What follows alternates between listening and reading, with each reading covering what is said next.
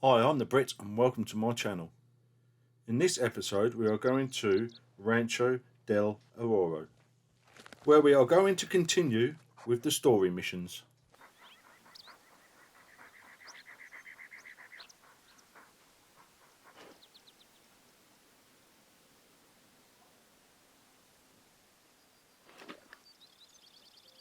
Did you notice how dry the land around the old cattle pasture was? Even compared to the rest of the ranch, I mean.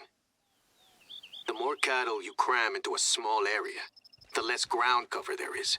Water just runs off the land instead of making it into the vegetation. My parents' generation dug wells and pumped out several times more water than would rain in a year. When I told them my plans for this place, they weren't happy. Said I was selling out my inheritance. We haven't spoken much since. Of course, there are plenty of rancheros out here who graze their cattle responsibly. I just want to go in a different direction. I've tried explaining what they'd gain from it. They just wish me luck. But I've heard what they say behind my back. Chavita fresita. It's like, they're basically calling me a snob.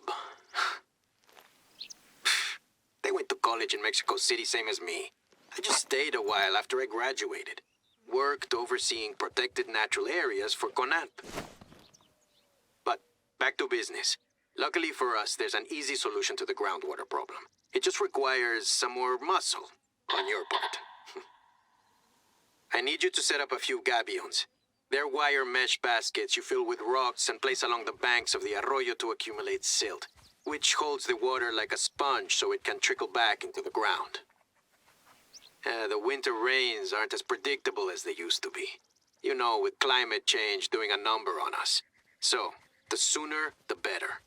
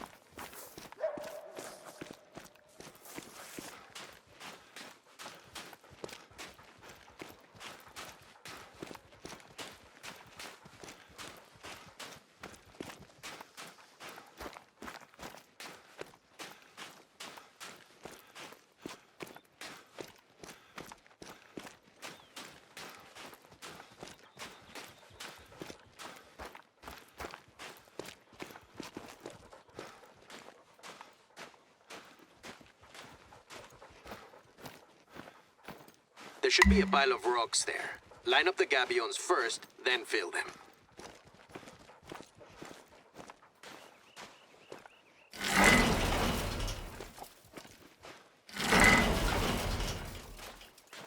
They're conspicuous enough, no? No? Well, the important thing is that they work. Cram as many as you can into each of them. That'll set us up nicely for winter.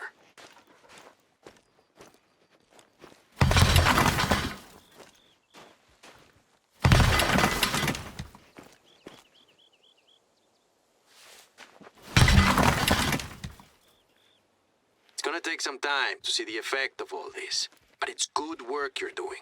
Believe me, I'm grateful for the extra set of hands.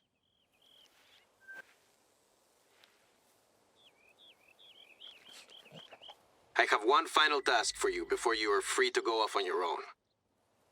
Most of our outposts are former stockmen's residences. Gives them a bit of rustic charm, you know? Back in the old days, entire families worked the land here. Men, women, and children. We still had a couple of people on staff when I was born. But then beef prices tanked and my parents couldn't afford the expense anymore. Us kids had to pick up the slack. Anyway, there's a stockman's residence kind of in the middle of nowhere, even by the standards of this place, that had fallen into disuse. We've given it a paint job and replaced some of the furniture. Now all that's needed to officially establish it as an outpost is a notice board. Head over and set it up. Okay guys, that's it for this episode. So thanks for watching and I'll see you next time.